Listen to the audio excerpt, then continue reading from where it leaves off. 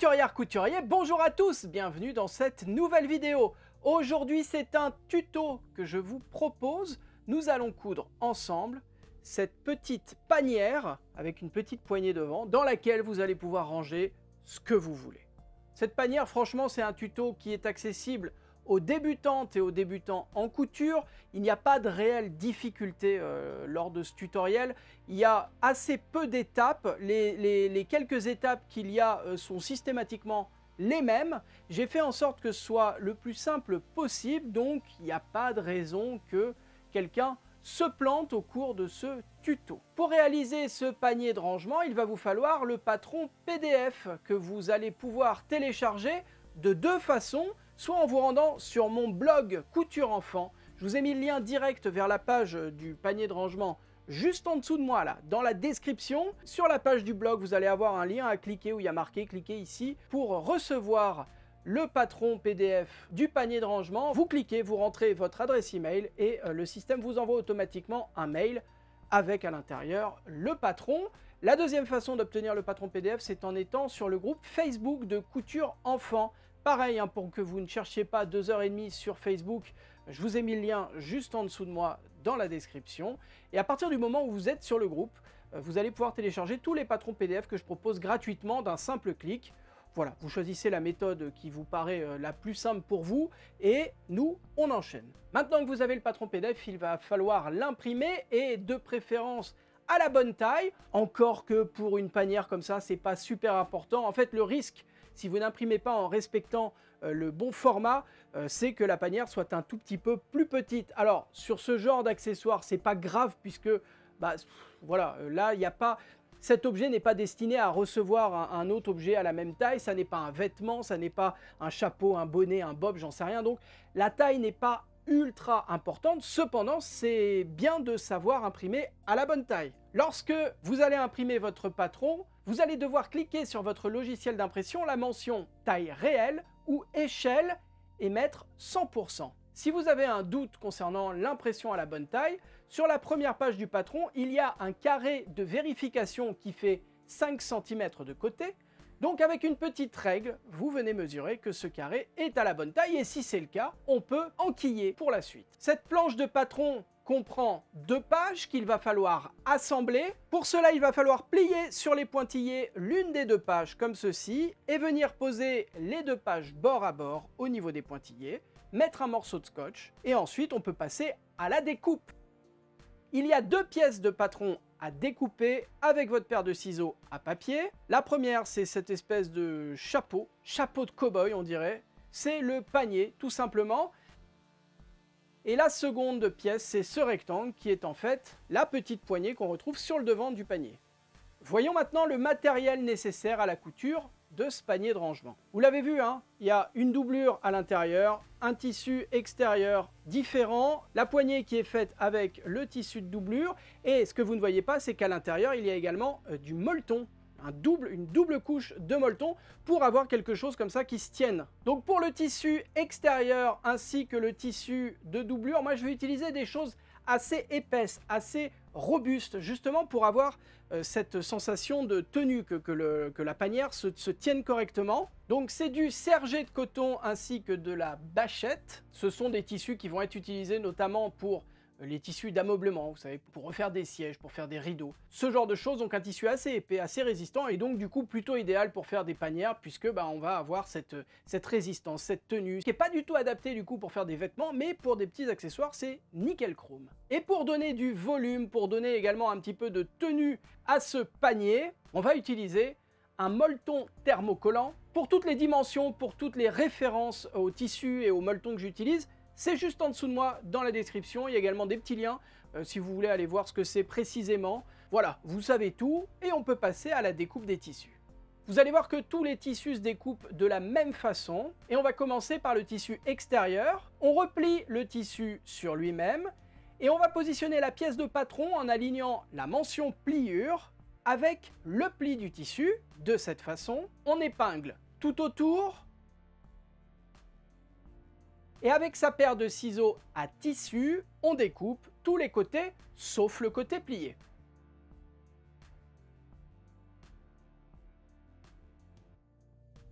Et ainsi, lorsqu'on déplie sa pièce de patron, on a l'extérieur du panier. On va découper exactement de la même façon le tissu de doublure. Donc je replie mon tissu sur lui-même, je positionne la pièce de patron en alignant la mention pliure avec le pli du tissu, j'épingle tout autour et je découpe tous les côtés sauf le côté plié. Tant que j'ai le tissu de doublure sous la main, je vous propose de découper la petite poignée. On procède toujours de la même façon, on replie le tissu sur lui-même, on positionne la pièce de patron en alignant la mention pliure avec le pli du tissu, on épingle tout autour et on découpe tous les côtés sauf le côté plié.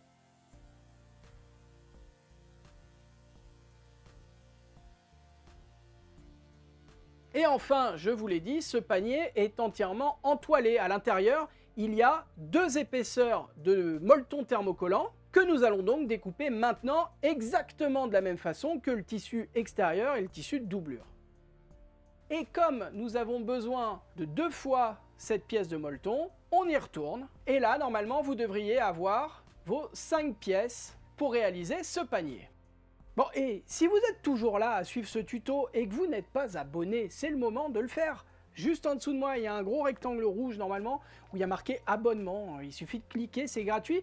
Moi, ça soutient mon travail en montrant que ce que je fais plaît, en fait. Ça m'aiderait si vous le faites. Et puis sinon, tant pis. En fait, vous êtes 1 sur 2 à regarder mes vidéos sans être abonné. Rejoignez-nous! Et nous allons maintenant entoiler le tissu extérieur ainsi que le tissu de doublure. Donc positionnez le thermocollant molletonné sur la pièce extérieure et sur la pièce de doublure. Vous positionnez la pièce de doublure envers face à vous et par-dessus la pièce de molleton. Et pour le moment, on s'en fiche un peu du sens dans lequel vous allez le poser puisque nous allons tailler un petit peu cette pièce de molleton pour retirer 1 cm tout autour. En fait, on n'a pas besoin que cette pièce de molleton aille également sur les marges de couture de la doublure et du tissu extérieur. On pourrait les laisser évidemment et coudre par-dessus, sauf que ça ferait vraiment de grosses épaisseurs au niveau des coutures juste là et tout le long autour. Vous allez voir qu'on va terminer la couture en repliant en fait tout simplement le haut du panier sur lui-même et ensuite on va passer une couture tout le long. Donc s'il y a 4 épaisseurs de molleton à cet endroit-là, ça va faire un bourrelet pas forcément très joli. Donc on supprime 1 cm de molleton tout autour et on va faire exactement la même chose pour le tissu extérieur. Donc à nouveau vous positionnez le tissu extérieur envers face à vous, par-dessus la pièce de molleton que vous retaillez d'1 cm tout autour. Et on va maintenant thermocoller le thermocollant. Donc vous faites attention au sens dans lequel vous allez poser le thermocollant. Il y a un côté qui colle, c'est celui-ci qui va être en contact avec le tissu, et un autre qui est plus dufteux, qui est plus doux, plus moelleux, et celui-ci c'est le côté qui va se retrouver à l'air libre. Le côté collant, on le reconnaît parce qu'il brille un petit peu, et il y a des petits picots de colle qu'on peut voir. Donc on positionne le thermocollant dans le bon sens sur l'envers de sa pièce de tissu. Par-dessus, on va positionner une pâte mouille. Alors une pâte mouille, normalement, c'est un tissu de coton qu'on a humidifié et qui sert en fait à protéger le tissu lorsqu'on le repasse. Là, moi, j'utilise une pâte mouille synthétique. C'est le même principe, sauf que j'ai pas besoin de le mouiller. Je peux le ranger directement. C'est plus simple d'utilisation et ça a le même résultat. Donc, moi, j'utilise ce truc-là, vous utilisez un peu ce que vous voulez. Et j'attire votre attention sur le fait que moi, j'utilise ce thermocollant-là qui préconise donc l'utilisation d'une pâte mouille et un temps de pause de 15 secondes. C'est-à-dire pendant 15 secondes, je vais devoir presser le fer à repasser sans bouger sur le thermocollant et ensuite décaler comme ça pour thermocoller l'ensemble de la surface. Si vous utilisez un autre type de thermocollant, si vous choisissez autre chose, que vous ne trouvez pas le même que moi, il faudra regarder ce que préconise le fabricant, parce que ça change. Il y a des thermocollants qui se posent de façon plus rapide, il y a des thermocollants qui ont besoin d'utiliser de la vapeur, par exemple. Bref, il y a plusieurs types de thermocollants, plusieurs façons de le poser. Moi, je vous montre pour ce thermo, mais ça peut changer. Donc pendant 15 secondes, je laisse le fer poser et ensuite, je me décale sur une autre partie du thermocollant, et une fois que j'ai pressé et chauffé toute la surface, eh bien normalement ma pièce est entoilée. On fait exactement la même chose avec la partie extérieure du panier. Et voilà. Et tant que le fer à repasser est bien chaud, que la table à repasser est sortie, je vous propose de nous attaquer à la poignée. La poignée, vous la positionnez envers face à vous, et on va replier sur 1 cm les longs côtés comme ceci. Et on va ensuite replier la pièce de tissu sur elle-même, comme ceci. Donner un coup de fer à repasser pour bien marquer le pli. On épingle pour éviter que ça bouge, et à la machine à coudre, on va piquer tout le long. À la machine à coudre, on est avec le point droit au plus près du bord et avec le pied presseur standard. On va débuter la couture en faisant un point d'arrêt. Un point d'arrêt, c'est quand on fait une marche arrière suivie d'une marche avant à la machine à coudre. Et le fait de piquer les points l'un sur l'autre bloque complètement les fils de couture et évite qu'ils ne se défassent avec le temps. Et on va faire des points d'arrêt au début et à la fin de chaque couture dans ce tuto. Vous piquez tout le long et lorsque vous arrivez au bout, vous terminez en faisant un point d'arrêt. On coupe tous les petits fils de couture qui dépassent et on va maintenant confectionner pour de bon le panier, lui donner sa forme. Vous positionnez le tissu extérieur endroit face à vous et on va positionner la poignée à 6 cm du bord comme ceci. Et vous voyez qu'il y a deux côtés. Il y a un côté avec un bord assez long et un autre avec un bord plus court. Là, on positionne la poignée sur l'un des bords plus courts. En gros, hein, vous pourriez évidemment positionner la poignée ici si vous voulez, encore que je pense qu'elle serait peut-être un petit peu courte. Moi, je l'ai vraiment mise ici parce que c'était plus logique, je trouve, d'avoir une panière comme ça que je peux sortir de mon tiroir par le petit côté. Hein. Mais bon, l'avantage de la couture, c'est que vous faites bien ce que vous voulez. Si vous voulez faire une poignée ici, c'est possible. Si vous voulez faire deux poignées, c'est-à-dire une poignée là, une autre de l'autre côté, c'est possible aussi. On positionne l'autre partie également à 6 cm du bord du panier. Vous voyez que la poignée n'est pas plaquée contre le bord. C'est normal que ça baille comme ça. Ça va un petit peu nous gêner pour la couture, mais bon, c'est le prix à payer pour avoir une jolie poignée sur son joli panier. On va maintenant positionner les bords l'un contre l'autre de cette façon. Poser une épingle tout le long. Et ensuite, on piquera juste là. On fait la même chose avec tous les autres côtés. Normalement, les bords doivent s'aligner parfaitement. Et évidemment, on va procéder exactement de la même façon avec le tissu de doublure. À la machine à coudre, on est toujours avec le pied presseur standard, au point droit. Cette fois, on pique à 1 cm du bord. On débute la couture en faisant un point d'arrêt. On pique tout le long et on termine en faisant un point d'arrêt. On fait la même chose avec toutes les autres coutures qui nous restent. La même chose pour la doublure.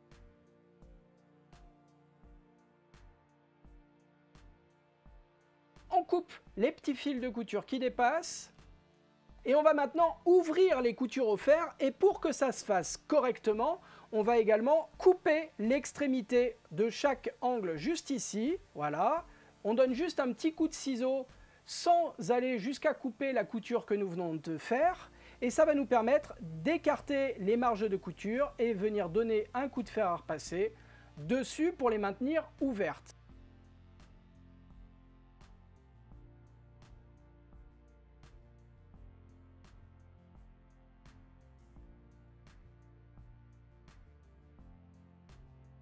Là, le but, c'est que lorsque nous allons mettre les deux paniers l'un à l'intérieur de l'autre, qu'il n'y ait pas une énorme épaisseur à chaque angle. Si on laisse les marges de couture faire un peu leur vie comme elles veulent, ça risque de mal se positionner et de ne pas être terrible. Si on les écarte, si on les place de part et d'autre systématiquement, ça se positionnera beaucoup mieux. Et là, vous voyez que mes angles, franchement, sont pas mal. Et attendez, avant de ranger votre fer à repasser, ça n'est pas terminé. Nous allons faire un rentré de 1 cm sur le dessus du panier, comme ceci. On replie sur 1 cm, on vient donner un coup de fer à repasser pour marquer le pli tout le long. La doublure, on peut la mettre de côté pour le moment. On va faire exactement la même chose avec le tissu extérieur. Donc à nouveau, on découpe chaque angle à l'extrémité pour pouvoir ouvrir les coutures avec le fer à repasser. Ensuite, on va replier sur 1 cm tout le dessus du panier et donner un bon coup de fer à repasser pour marquer le pli proprement.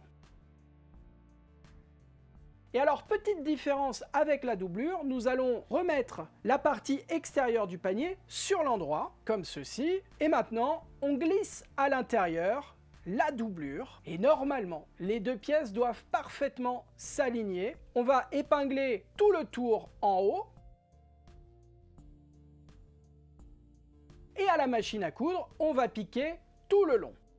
Pour piquer des pièces circulaires comme ce panier, on peut utiliser le bras libre de sa machine à coudre. Le bras libre, c'est le fait de pouvoir retirer comme ceci une partie du plateau de couture pour avoir un espace de couture plus fin et ainsi pouvoir y glisser des tubes comme des jambes de pantalon pour faire un ourlet par exemple.